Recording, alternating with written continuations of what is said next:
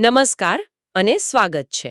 આજે આપણે factories act 1948, હા, એ કાયદો જે ભારતના ઉદ્યોગો માટે બહુ મહત્વનો છે, એના વિશે થોડી ઊંડી વાત કરવાના છીએ. આપણી પાસે કેટલાક સ્ત્રોત છે, એના આધારે સમજીશું કે આ કાયદો ક્યારે અને ક્યાં લાગુ પડે છે. પણ સવાલ એ થાય કે આ કાયદો આટલો જરૂરી કેમ છે? કોના માટે છે?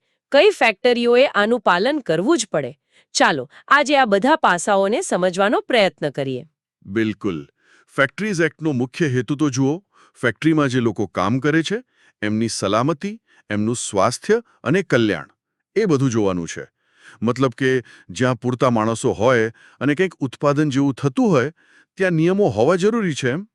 તો આજનો આપણો મુખ્ય હેતુ એ જ છે કે કઈ પરિસ્થિતિમાં આ કાયદો લાગુ પડે, એની શરતો શું છે અને સમય સાથે કઈ રીતે બદલાયો છે.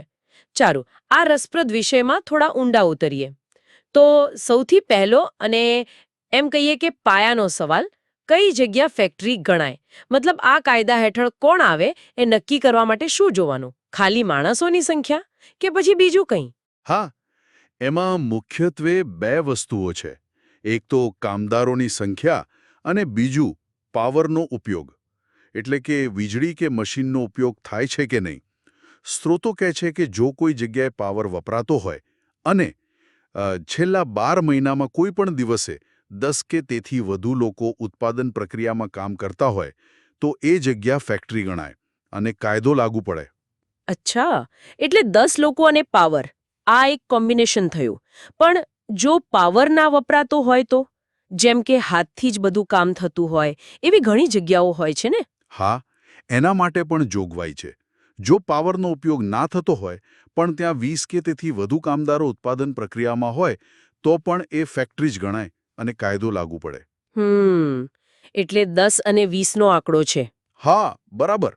હવે આ આંકડા કદાચ થોડા એમ લાગે કે કેમ 10 ને 20 જ, પણ એની પાછળનો તર્ક એવો હોઈ શકે કે જ્યાં વધુ લોકો ભેગા થાય ત્યાં જોખમ વધુ, એટલે નિયમનની જરૂર પણ વધુ. એક પ્રકારનું સંતુલન સાધવાનો પ્રયાસ છે. સમજાયું. હવે તમે હમણાં ઉત્પાદન પ્રક્રિયા એટલે કે મેન્યુફેક્ચરિંગ પ્રોસેસ શબ્દ વાપર્યો. આપણા સ્ત્રોતોમાં પણ એનો ઉલ્લેખ છે. આનો અર્થ આપણે સામાન્ય રીતે સમજીએ એના કરતાં ઘણો વિશાળ છે એવું લાગે છે, ખરું? હા, બિલકુલ સાચી વાત. આ કાયદાની એક બહુ મહત્વની વાત છે. ઉત્પાદન પ્રક્રિયાની વ્યાખ્યા ખરેખર ખૂબ જ વ્યાપક રાખી છે, જેથી કોઈ છટકી ના જાય એમ કહી શકાય. અચ્છા. કઈ રીતે વ્યાપક છે? મતલબ શું શું આવી જાય એમાં? ખાલી વસ્તુઓ બનાવવી? ના ના, બિલકુલ નહીં. એમાં ખાલી વસ્તુ બનાવવી જ નહીં, પણ એમાં ફેરફાર કરવો, રિપેર કરવો, સજાવટ કરવી, ફિનિશિંગ આપવું, પેકિંગ કરવું, ધોવું, સાફ કરવું, તોડવું, નષ્ટ કરવું. અરે, કોઈ વસ્તુને વેચાણ, ઉપયોગ, ટ્રાન્સપોર્ટ કે નિકાલ માટે તૈયાર કરવી, આ બધું જ આવી જાય. ઓહો, ઘણું બધું છે. હા, એટલું જ નહીં. તેલ કે પાણી પંપ કરવું, વીજળી બનાવી કે ટ્રાન્સમિટ કરવી, પ્રિન્ટિંગ, લિથોગ્રાફી, ફોટોગ્રેવ્યોર, બધું, સિનેમા ફિલ્મ બનાવવી, જહાજ બાંધવા કે રિપેર કરવા, આ બધું પણ જો ધંધાકીય હેતુ માટે થતું હોય તો એ ઉત્પાદન પ્રક્રિયા જ ગણાય. એટલે જ કહું છું, વ્યાખ્યા બહુ વિશાળ છે. હમ આટલી વિશાળ વ્યાખ્યા પછી તો મોટાભાગની પ્રવૃત્તિઓ આવી જતી હશે. પણ શું એવી કોઈ જગ્યાઓ છે જેને આમાંથી બાકાત રાખી હોય? મતલબ અપવાદો શું છે? હા, અપવાદો છે. સ્ત્રોતોમાં સ્પષ્ટ કહ્યું છે. સૌથી મુખ્ય છે ખાણો, એટલે કે માઇન્સ. એ ફેક્ટરીઝ એક્ટ હેઠળ નથી આવતી. કેમ? કારણ કે ખાણો માટે પોતાનો અલગ કાયદો છે. Mines act 1952. ખાણકામમાં જોખમો અલગ પ્રકારના અને ગંભીર હોય છે, એટલે એના માટે ખાસ કાયદો છે. બરાબર.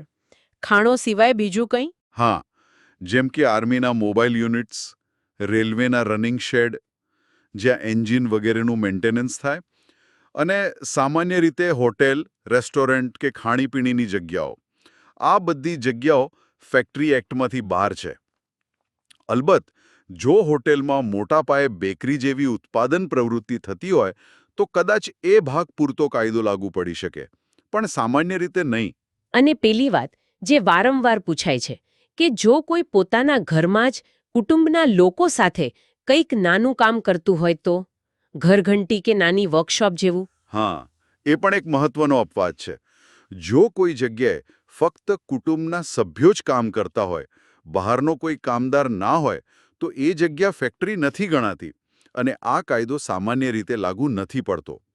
બીજું, રાજ્ય સરકારોને પણ અમુક સત્તા છે કે તેઓ અમુક શરતો સાથે નાની કે મોસમી એટલે કે સિઝનલ ફેક્ટરીઓને કાયદાની અમુક જોગવાઈઓમાંથી છૂટ આપી શકે, પણ એ છૂટ મર્યાદિત હોય છે. સારું, આ બધા નિયમો તો બન્યા, પણ આ પાલન કોણ કરાવે? મતલબ જવાબદારી કોની માથે? જુઓ, કાયદાના પાલનની મુખ્ય અને આખરી જવાબદારી ઓક્યુપાયરની ગણાય છે. ઓક્યુપાયર એટલે કોણ હોય એ? ઓક્યુપાયર એટલે એવી વ્યક્તિ જેનો ફેક્ટરીના કામકાજ પર, નિર્ણયો પર છેલ્લું નિયંત્રણ હોય. જો ફેક્ટરી કોઈ એક વ્યક્તિની માલિકીની હોય તો એ માલિક પોતે, ભાગીદારી પેઢી હોય તો કોઈ એક ભાગીદાર, અને જો કંપની હોય તો એનો કોઈ એક ડિરેક્ટર. એમને ઓક્યુપાયર તરીકે જાહેર કરાય છે. અને એમની ફરજ શું? એમણે શું કરવાનું? એમની મુખ્ય ફરજ એ જોવાની કે ફેક્ટરીમાં કાયદાના બધા નિયમોનું પાલન થાય. સલામતી, સ્વાસ્થ્ય, કલ્યાણ, કામના કલાકો, રજાઓ, બધું જ. જરૂરી લાયસન્સ લેવાનું, એને ટાઈમસર રિન્યૂ કરાવવાનું, રેકોર્ડ રાખવાના, અધિકારીઓને માહિતી આપવાની, આ બધું એમને જોવાનું. અને ધારો કે કોઈ ઓક્યુપાયર આ બધું ના કરે તો? જેમ કે પરવાનગી લીધા વગર જ ફેક્ટરી ચાલુ કરી દે, તો શું થાય? એ ગંભીર બાબત ગણાય. રજિસ્ટ્રેશન વગર કે માન્ય લાયસન્સ વગર ફેક્ટરી ચલાવવી એ ફેક્ટરીઝ એક્ટ હેઠળ ગુનો છે. સ્ત્રોતો કહે છે કે આવું કરનાર ઓક્યુપાયર અને અથવા મેનેજરને દંડ થઈ શકે, અમુક કેસમાં જેલ પણ થઈ શકે, અથવા બંને. ઓ હા, એટલે જ ફેક્ટરી શરૂ કરતા પહેલા અથવા એમાં કોઈ મોટો ફેરફાર કરતા પહેલા એના પ્લાન અને લેઆઉટની મંજૂરી લેવી પડે છે, રાજ્યના ચીફ ઇન્સ્પેક્ટર ઓફ ફેક્ટરીઝ પાસેથી. એ મંજૂરી મળે પછી જ રજિસ્ટ્રેશન અને લાયસન્સ મળે. અને આ લાયસન્સ કેટલા સમય ચાલે? દર વર્ષે રિન્યૂ કરાવવું પડે? એ દરેક રાજ્યમાં અલગ અલગ હોઈ શકે છે. સ્ત્રોતો પ્રમાણે સામાન્ય રીતે 1 વર્ષથી માંડીને 10 વર્ષ સુધીની મુદ્દત હોઈ શકે છે. અને કોઈ ચેકિંગ બેકિંગ થાય ખરું? અધિકારીઓ આવીને જુએ ખરા? હા, ચોક્કસ. ફેક્ટરી ઇન્સ્પેક્ટર જેવા સરકારી અધિકારીઓ નિયમિત રીતે ફેક્ટરીઓની મુલાકાત લે છે અને તપાસ કરે છે કે બધું બરાબર છે કે નહીં. કાયદાનું પાલન, લાયસન્સની શરતો, બધું જ. આ ઇન્સ્પેક્શન સિસ્ટમ બહુ જ જરૂરી છે કાયદાના અમલ માટે. અચ્છા. હવે શું ક્યારેક એવું બને કે નિયમોમાં થોડી છૂટછાટ મળે કોઈ ખાસ સંજોગોમાં? કે પછી કાયદો હંમેશા કડક જ રહે? ના, અમુક ખાસ સંજોગો માટે જોગવાઈ છે. સ્ત્રોતમાં ઉલ્લેખ છે કે જો કોઈ જાહેર કટોકટી એટલે કે પબ્લિક એમરજન્સી જેવી સ્થિતિ હોય તો રાજ્ય સરકાર કામદારોના હિતને ધ્યાનમાં રાખીને અમુક ચોક્કસ જોગવાઈઓમાંથી ફેક્ટરીઓને કામચલાઉ મુક્તિ આપી શકે છે. પણ એ મુક્તિ કેવી હોય? મતલબ શું સલામતીના નિયમો પણ હળવા થઈ જાય? ના, એવું નહીં. એ બહુ સ્પષ્ટ છે. આવી મુક્તિ મળે તો પણ કામના કલાકોની જે મહત્તમ મર્યાદા છે, જેમ કે અઠવાડિયાના કલાકો, અને કામદારોની સેફટી, હેલ્થ, વેલફેર, આ બધી મૂળભૂત બાબતોનું પાલન તો કરવું જ પડે. એમાં કોઈ છૂટછાટ નહીં. કટોકટીના નામે કામદારોના મૂળભૂત અધિકારો સાથે ચેડા ના કરી શકાય. એ સંતુલન જરૂરી છે. બરાબર. અને ફેક્ટરી ક્યાં બનાવવી એના પર પણ નિયંત્રણો હોય છે ખરું ને? આપણે ગમે ત્યાં ફેક્ટરી ના ખોલી શકીએ. બિલકુલ. જગ્યાની પસંદગી બહુ અગત્યની છે. અને એ સ્થાનિક કાયદાઓ પર આધાર રાખે છે. દરેક શહેરમાં, વિસ્તારમાં ઝોનિંગના નિયમો હોય. કયો વિસ્તાર રહેણાંક માટે, કયો કમર્શિયલ માટે, કયો ઇન્ડસ્ટ્રીયલ માટે, એ નક્કી હોય. એટલે રેસિડેન્શિયલ એરિયામાં ફેક્ટરી ના બને? સામાન્ય રીતે નહીં. નવી ફેક્ટરીને રહેણાંક વિસ્તારમાં મંજૂરી ના મળે, જેથી ત્યાં રહેતા લોકોને પ્રદૂષણ, ઘોંઘાટ, ટ્રાફિક, આ બધી તકલીફ ના પડે.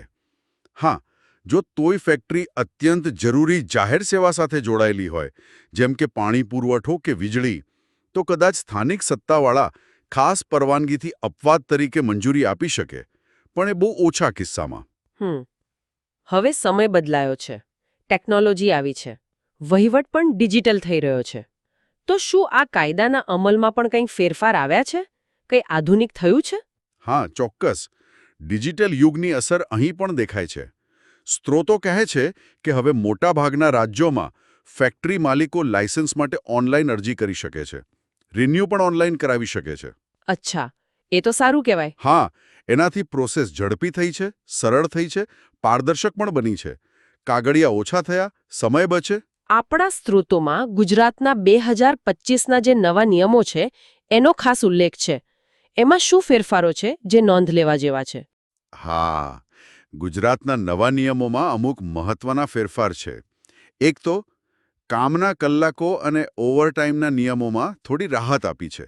કદાચ ઉત્પાદન વધારવા માટે હશે. બીજો મોટો ફેરફાર જેની ઘણી ચર્ચા થઈ એ છે મહિલા કામદારો માટે રાત્રિપાળી એટલે કે નાઇટ શિફ્ટમાં કામ કરવાની પરવાનગી. ઓહ, મહિલાઓ માટે નાઇટ શિફ્ટની પરવાનગી. આ તો મોટો ફેરફાર કહેવાય. પણ શું એમનેમ પરવાનગી મળી ગઈ કે પછી કઈ શરતો છે? સુરક્ષાનું શું? ના, શરતો સાથે જ છે. નિયમો સ્પષ્ટ કહે છે કે મહિલા કામદારની લેખિત સંમતિ લેવી પડે.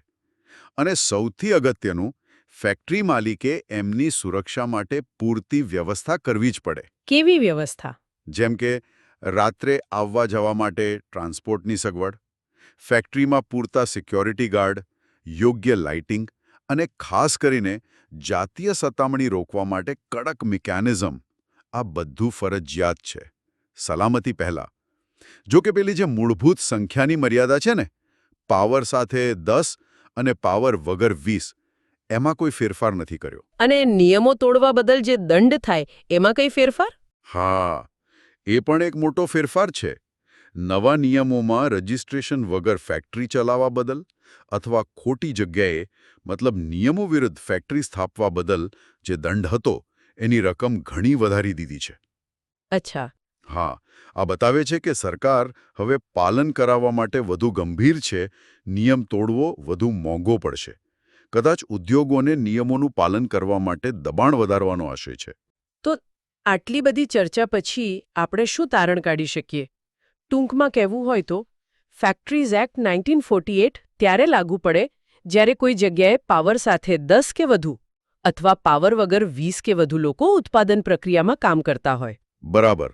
અને આવી ફેક્ટરી શરૂ કરવી હોય તો પહેલા પ્લાનની મંજૂરી લેવી પડે, પછી રજિસ્ટ્રેશન અને લાયસન્સ લેવું પડે, જે ફરજિયાત છે. અને આની મુખ્ય જવાબદારી ઓક્યુપાયરની છે. હા, અને જો પાલન ન થાય તો દંડ અને સજા થઈ શકે છે, જે હવે વધુ કડક થયા છે. ભલે હવે ઓનલાઈન સિસ્ટમથી લાયસન્સ લેવાનું સહેલું થયું હોય, પણ મૂળભૂત નિયમો, ખાસ કરીને કામદારોની સેફટી અને હેલ્થના નિયમો, એનું પાલન તો એટલું જ, કદાચ પહેલા કરતાં પણ વધુ જરૂરી બની ગયું છે. એકદમ સાચી વાત. રાજ્યો પોતાની જરૂરિયાત મુજબ અમુક નિયમોમાં ફેરફાર કરી શકે, જેમ ગુજરાતમાં થયું, પણ કાયદાનો જે મૂળ આત્મા છે, કામદારો માટે સલામત અને સ્વસ્થ વાતાવરણ બનાવવું, એ તો કેન્દ્રમાં રહેવું જ જોઈએ. આ બધી વાત પરથી એક છેલ્લો વિચાર આવે છે. આપણે જોયું કે કાયદો ઉદ્યોગ અને કામદાર સુરક્ષા વચ્ચે બેલેન્સ કરવાનો પ્રયાસ કરે છે. પણ શું ખરેખર જમીન પર, ખાસ કરીને નાના અને મધ્યમ ઉદ્યોગો માટે આ બેલેન્સ જાળવવું સહેલું છે? કાયદાની જરૂરિયાતો અને ધંધાની વાસ્તવિકતા વચ્ચેનો જે તણાવ છે, શું એ હંમેશા કામદારોના હિતમાં ઉકેલાય છે? આ એક સવાલ છે જેના પર આપણે બધાએ વિચારવું રહ્યો. આશા છે કે ફેક્ટરીઝ એક્ટ 1948 ક્યારે લાગુ પડે એ વિશેની આ વાતચીત આપ સૌને ઉપયોગી લાગી હશે અને કંઈક નવું વિચારવા પ્રેરશે. ફરી મળીશું કોઈ નવા વિષય સાથે. આવજો.